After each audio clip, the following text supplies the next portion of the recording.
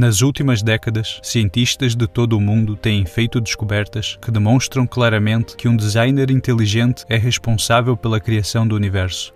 Muitos acreditam que o universo inteiro veio à existência do nada por acaso. Mas se você realmente pensar sobre isso, o nada não poderia trazer o universo à existência, porque o nada não pode produzir coisa alguma. Tudo o que vem a existir tem necessariamente uma causa. Muitos, porém, acreditam que não seria assim tão difícil obter um sistema solar como o nosso, com um planeta adequado para a vida como a Terra. No entanto, muitos cientistas discordam e têm apresentado insuperáveis evidências para sustentar a sua posição. Por exemplo, existem muitas forças no universo precisamente equilibradas que fazem coisas como aglomerar a matéria. Sem essas forças, as galáxias, os planetas e as estrelas jamais se teriam formado. Observações feitas a diversas estrelas têm demonstrado que estas expandem-se e contraem-se significativamente. Elas vão de muito brilhantes para muito fracas, por vezes até mesmo anualmente. Felizmente para nós, no entanto, a nossa estrela, o Sol, é dotada de uma incrível estabilidade. Ao contrário de muitas outras estrelas, o Sol não se expande e contrai significativamente. Se o nosso Sol se expandisse e se contraísse como essas outras estrelas, seria catastrófico para a vida na Terra. Algumas estrelas irão mesmo explodir violentamente, formando assim uma supernova. Os detritos dessas explosões são chamados de remanescentes de supernova. Segundo muitos evolucionistas, esses detritos devem manter-se visíveis através de telescópios por milhões de anos. De acordo com pesquisas científicas, uma supernova é experienciada a cada 26 anos em média em galáxias semelhantes à nossa. Portanto, se sabemos com que frequência essas ocorrem em galáxias semelhantes à nossa, o número total de remanescentes de supernova existentes em nossa galáxia deve dar-nos uma ideia da idade da nossa galáxia. Em busca de remanescentes de supernova em nossa própria galáxia, a Via Láctea, astrônomos descobriram um total de apenas cerca de 250. Logo, se uma supernova ocorre aproximadamente a cada 26 anos, como observamos nessas outras galáxias, um total de 250 remanescentes de supernova indicaria uma idade de cerca de 6.500 anos para a nossa galáxia. É um período quase idêntico ao indicado pela Bíblia como sendo o tempo de existência do nosso mundo. Um número tão pequeno de remanescentes de supernova indica uma galáxia extremamente jovem, a qual, definitivamente, não tem milhares de milhões ou milhões, mas sim milhares de anos de idade. Dito de outra forma, se os evolucionistas estivessem corretos sobre a idade da Terra, observaríamos dezenas de milhares de remanescentes de supernova em nossa galáxia, não cerca de 250. Para que pudéssemos existir na Terra, o nosso Sol tinha de ser uma estrela com massa e temperatura precisamente adequadas, não muito quente nem muito frio. O Sol gera uma quantidade perfeita de energia para a vida na Terra. O Sol liberta mais energia em 1 segundo do que a humanidade produziu em toda a história humana. Se experimentássemos uma queda de energia solar de apenas alguns pontos percentuais, todos os oceanos congelariam. A Terra está na distância correta do Sol. Se a Terra estivesse ligeiramente mais próxima ou ligeiramente mais distante do Sol, seria muito quente ou muito fria para a existência de vida. Também o tamanho da Terra é adequado, não muito grande nem muito pequeno. A nossa Lua, felizmente, é do tamanho certo e é responsável principalmente por regular as marés na Terra. Estes são apenas alguns exemplos de uma longa lista de fatores que necessitam de estar precisamente corretos, tanto a nível cósmico quanto a nível local, para que haja um planeta que possa sustentar vida. Em muitos casos, se você alterasse, mesmo que ligeiramente, esses fatores precisamente equilibrados, seria impossível haver vida na Terra. Diversas formas de vida na Terra são completamente dependentes umas das outras. Alguns exemplos são os insetos e as plantas, tais como as abelhas e as plantas com pólen. Se tivesse acontecido de as plantas evoluírem primeiro que as abelhas, ou o contrário, estas não teriam sobrevivido. Portanto, necessariamente passaram a existir ao mesmo tempo. As bacias oceânicas da Terra e a atmosfera têm a mistura precisamente correta de equilíbrio de gases. Se esses gases tivessem sido alterados de alguma forma, a vida animal e vegetação na Terra extinguir-se-iam. Os evolucionistas não têm explicação de por que a Terra, ao contrário de outros planetas, possui uma incrível quantidade de água. Temos também um planeta rico em oxigênio. Se nosso atual nível de oxigênio de 21% fosse mais elevado em apenas alguns pontos percentuais, a nossa atmosfera poderia tornar-se completamente instável e explosiva. A Terra possui um campo magnético, e sem este campo, o vento solar dissiparia a nossa atmosfera. A atmosfera da Terra bloqueia a luz do Sol nociva, ao mesmo tempo que permite que a luz do Sol seja útil para a vida. As plantas requerem grandes quantidades de luz solar para existirem, e a fonte mais rica, de longe, para um ser humano de vitamina D é a luz solar. Quando a luz solar atinge a pele, o corpo produz vitamina D. A falta de vitamina D está diretamente relacionada com muitos problemas de saúde. A atmosfera da Terra também é transparente. Isto, convenientemente, nos permite ver outros planetas, estrelas e coisas como eclipses. Um eclipse solar total só é possível porque o Sol é 400 vezes maior do que a Lua e está cerca de 400 vezes mais distante da Terra do que esta. Os resultados são que, durante um eclipse solar total, de uma perspectiva da Terra, o Sol e a Lua parecem ser do mesmo tamanho, criando uma combinação perfeita. E somente por causa destes eclipses solares totais é que somos capazes de fazer certas descobertas científicas que de outro modo jamais poderiam ter sido feitas. Os evolucionistas acreditam que o Sol, a Terra e a Lua formaram-se quando o nosso sistema solar veio a existir há cerca de 4,5 mil milhões de anos. Porém, a Lua está a afastar-se da Terra a cada ano que passa. Assim, se a Lua estivesse muito longe ou muito perto da Terra, na época em que os seres humanos existiram, os observadores na Terra jamais testemunhariam a manifestação de um eclipse solar total. Assim, de acordo com os evolucionistas, o incrível espetáculo do eclipse solar total só poderia ser visto durante uma pequena janela de tempo do período de existência do Sistema Solar. Não é interessante que o período de existência da humanidade na Terra coincida com o período de tempo em que podemos testemunhar o evento de um eclipse solar total? Outro grande problema para os evolucionistas é o de que a Lua teria estado extremamente próxima da Terra no passado. De facto, a Lua teria chegado tão perto que atingiria a Terra em muito menos tempo do que 4,5 mil milhões de anos atrás. Evolucionistas afirmam que o nosso sistema solar emergiu de uma nuvem de poeira turbilhonante. Portanto, a composição dos vários planetas e as suas temperaturas deveriam ser semelhantes entre si, mas não são. Aqueles que aderem à teoria do Big Bang acreditam realmente que toda a matéria contida no universo estava originalmente concentrada em algo muito menor do que uma cabeça de alfinete. Entretanto, esta explodiu, expandiu-se e assim surgiu o sistema ordenado constituído pelas coisas que vemos hoje. Contudo, há enormes problemas com a teoria do Big Bang. Primeiro, se você concentrar toda a massa existente no universo em um ponto muito menor do que uma cabeça de alfinete, como ponto de partida, haveria lá tanta gravidade que nada seria capaz de escapar desta. Em segundo lugar, explosões não produzem ordem, elas destroem ordem. Seria, portanto, impossível que um número quase infinito de coisas ordenadas emergissem de uma explosão. Além disso, se um Big Bang explodiu com tudo, os planetas e luas estariam a girar na mesma direção em conformidade com uma lei chamada conservação do momento angular. Mas existem luas e planetas que giram para frente e outros que giram para trás. Os evolucionistas, para além disso, dão uma estimativa de milhares de milhões de anos para a existência dos cometas. É frequente acontecer de cometas colidirem com planetas ou com o Sol. Cometas são chamados de bolas de neve sujas porque uma parte significativa de um cometa é feita de gelo.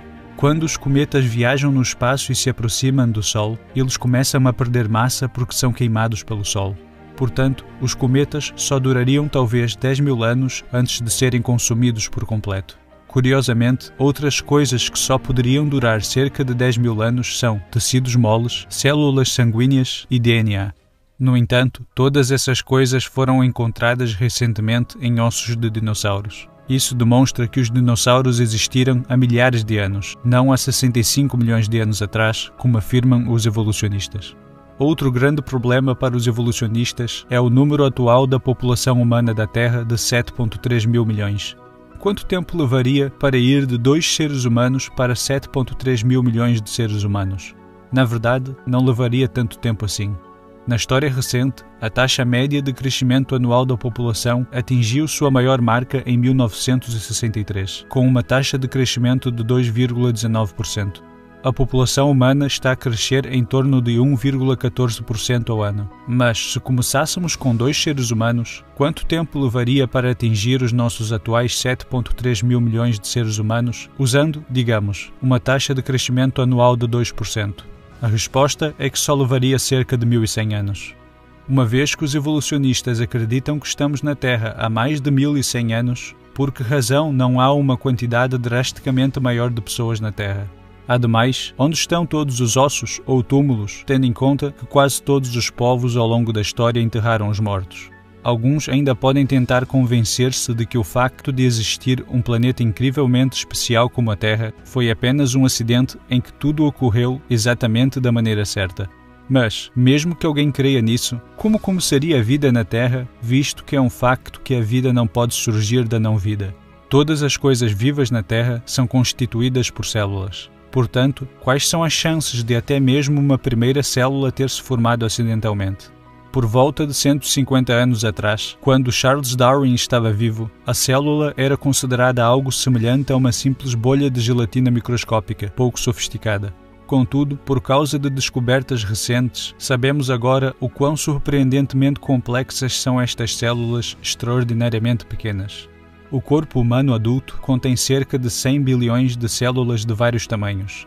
10.000 células humanas médias poderiam caber na cabeça de uma agulha e cada célula contém informações equivalentes a cerca de 4.000 livros. A informação de todas as células num adulto preencheria completamente o Grand Canyon mais de 75 vezes se fosse armazenada em formato de livro. A célula é semelhante a um supercomputador, mas de tamanho microscópico. A célula também pode ser vista como uma cidade incrivelmente reduzida à miniatura, munida de uma elaborada rede de linhas de montagem conectadas com inúmeras máquinas de proteínas moleculares realizando diferentes tarefas que fazem a célula funcionar. Por exemplo, existem dentro da célula pequenos caminhões moleculares que atravessam estruturas microscópicas semelhantes a rodovias que transportam materiais ao redor da célula. Um exemplo de uma máquina molecular na célula é o motor flagelar, que algumas bactérias usam para nadar. É um motor rotativo molecular que tem uma cauda em forma de chicote que pode operar em até 100.000 rotações por minuto. Esta é uma imagem do motor flagelar ampliada mais de 50.000 vezes. O seu comprimento é de 1/100º de milésimo de uma polegada. 8 milhões destes motores minúsculos caberiam dentro da secção transversal de um fio de cabelo humano. Você pode ver os detalhes de sua construção. É composto de 30 partes distintas de proteínas. Fica-se com a impressão de que foi projetado por um engenheiro. O motor flagelar é extremamente semelhante a um motor elétrico. Girando para frente e para trás, o motor flagelar conduz a bactéria em ambientes extremamente pegajosos. Por causa do motor flagelar, estima-se que a velocidade máxima de natação de uma bactéria seja equivalente à de um ser humano a nadar a 96 km/h. Se isso não lhe soa impressionante, considere que a velocidade máxima de natação de um ser humano alguma vez registada é de cerca de 8,8 km/h. Assim, a bactéria, valendo-se do motor flagelar, pode mover-se cerca de 11 vezes mais rapidamente do que o nadador humano mais rápido alguma vez registado. Todas as 30 partes distintas do motor flagelar são essenciais. Logo, se você remover uma das partes, este vai mesmo parar de funcionar e a bactéria irá morrer. O motor flagelar é semelhante a uma ratoeira. Para que uma ratoeira funcione, todas as diferentes partes desta são indispensáveis e se uma das partes da armadilha for removida, a armadilha não irá funcionar de todo. O processo de construção do motor flagelar requer que as 30 diferentes partes que interagem sejam corretamente montadas e colocadas nos locais apropriados no momento adequado. O processo de construção também requer instruções, tradução e resposta dentro da célula, tanto no início quanto no final do processo. Se todos estes passos não acontecerem, essas máquinas surpreendentemente minúsculas ou suas várias partes individuais não serão construídas ou montadas corretamente.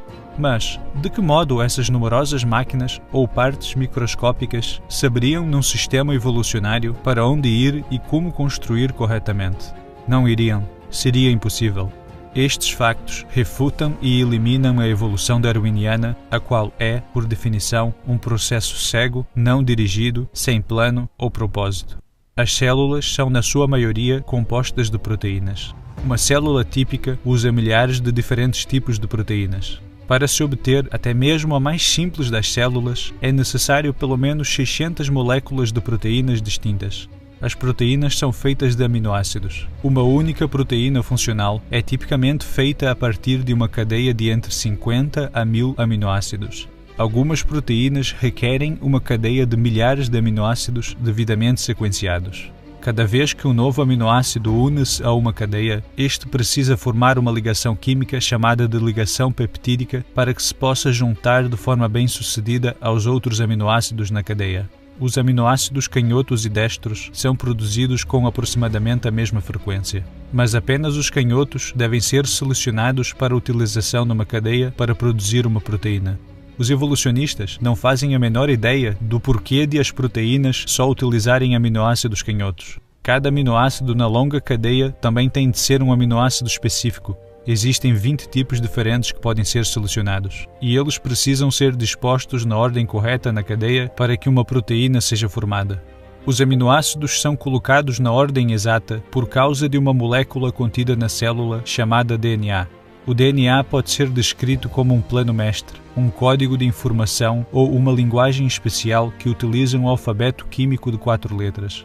As letras químicas ou código em DNA são o conjunto de instruções para as máquinas da célula sobre como montar corretamente aminoácidos em cadeias para construir proteínas. Se o DNA não estiver presente desde o início, os aminoácidos não serão corretamente selecionados e colocados na ordem certa. Por consequência, uma proteína nunca irá se formar e a célula não irá sobreviver. O DNA não pode funcionar sem pelo menos 75 proteínas pré-existentes. No entanto, as proteínas são produzidas exclusivamente pelo DNA.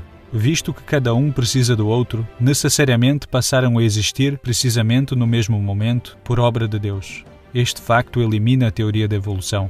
A fibra de DNA contém apenas cerca de 2 milionésimos de milímetro de espessura. Enquanto que o DNA não é grosso e é incrivelmente pequeno, é extremamente longo quando desenrolado.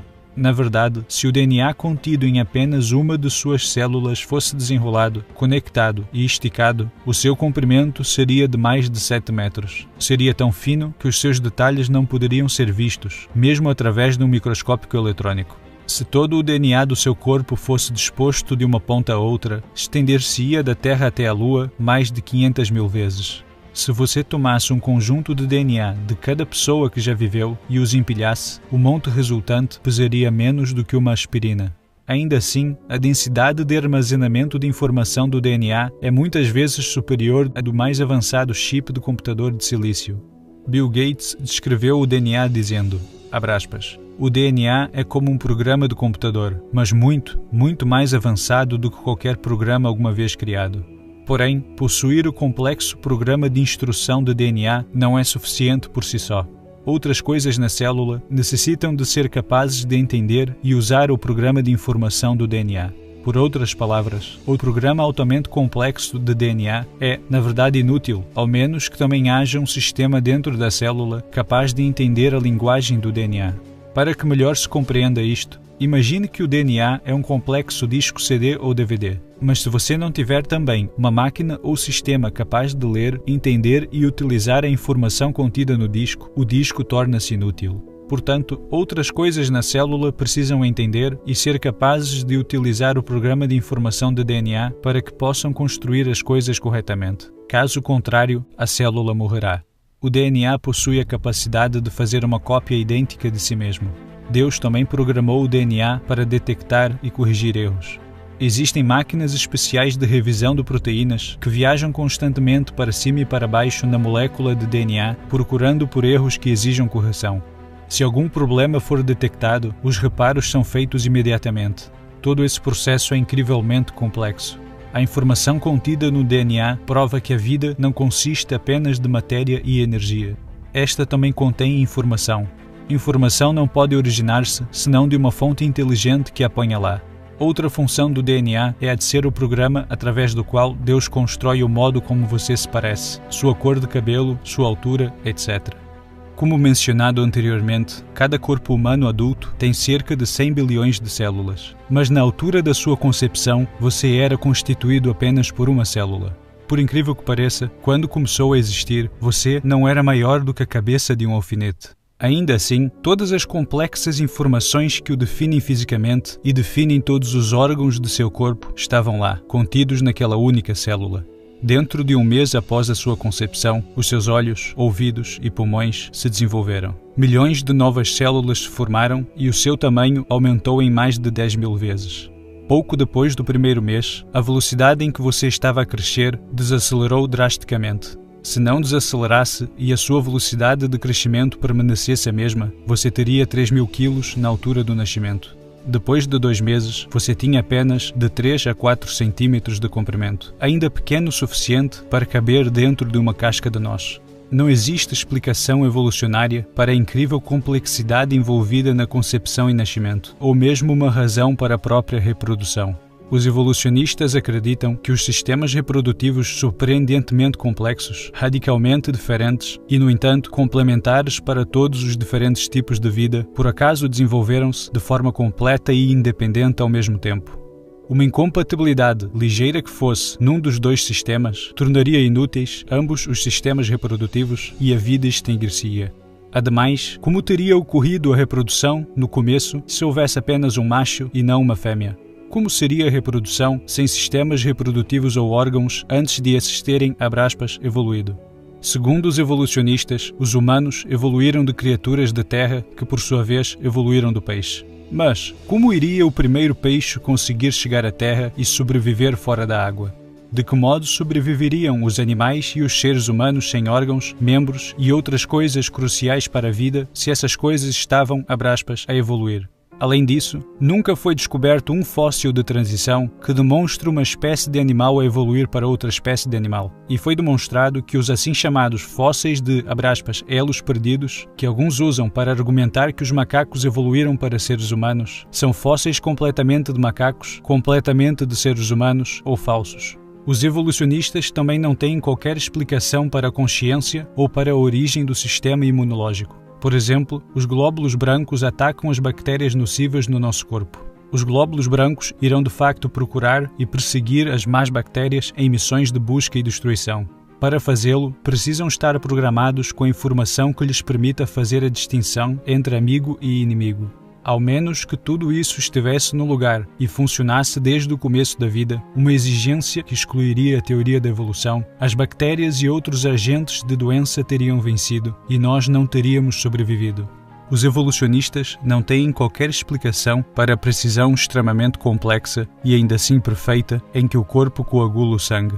Um desastre pode suceder-se se o sangue não coagular no momento apropriado ou no lugar apropriado. Se o sangue começar a coagular no lugar errado, por exemplo, no pulmão ou no cérebro, você pode morrer. Se o sangue começasse a coagular muito tempo depois de muito sangue ter sido drenado ou ter coberto todo o corte, você poderia morrer. Se a coagulação do sangue não se restringir exclusivamente à área do corte, todo o seu sistema sanguíneo poderia solidificar. A teoria da evolução não tem qualquer explicação para a coagulação do sangue, para o modo em que o seu corpo sabe automaticamente quando e onde iniciar o processo de coagulação do sangue, ao menos que haja informação interna inteligente para orientá-lo. E por falar em sangue, o que veio primeiro? O sangue ou o coração que bombeia sangue? A pele evoluiu antes do sangue? Se sim, como sobreviveram? A verdade é que, para que a humanidade sobrevivesse, todas estas coisas teriam necessariamente de estar totalmente desenvolvidas e presentes desde o princípio. O cérebro humano de 3 quilos é o arranjo mais complexo e ordenado de matéria no universo. O número de ligações elétricas contidas num cérebro humano de um adulto é de 10 elevado a 14, isto é, 100.000 bilhões. É mais do que todas as conexões elétricas de todos os aparelhos elétricos do mundo somados. A parte de trás do seu globo ocular é a retina. É menor do que uma polegada quadrada. Ainda assim, esta polegada quadrada contém mais de 137 milhões de células sensíveis à luz, as quais estão todas conectadas ao cérebro. O olho humano pode curar e limpar a si próprio. O olho também possui foco automático, capacidade essa que permite uma pessoa distinguir milhões de cores. Se os seus olhos estivessem desregulados, mesmo que num grau leve, você veria as coisas duplicadas. Estes factos são apenas algumas das evidências que provam que fomos criados por Deus. E encontramos evidência clara do poder criativo e da inteligência de Deus, não só na concepção do homem, mas também na incrível complexidade dos animais e dos insetos. Isto é abordado em detalhe na série de vídeos Criaturas Incríveis que Desafiam a Evolução. Alguns acreditam que a complexidade da vida e do universo pode ser explicada pela possibilidade de uma raça alienígena tê-la criado. Mas você realmente acredita que alienígenas teriam o poder de criar a Terra? E que tal algo do tamanho do Sol?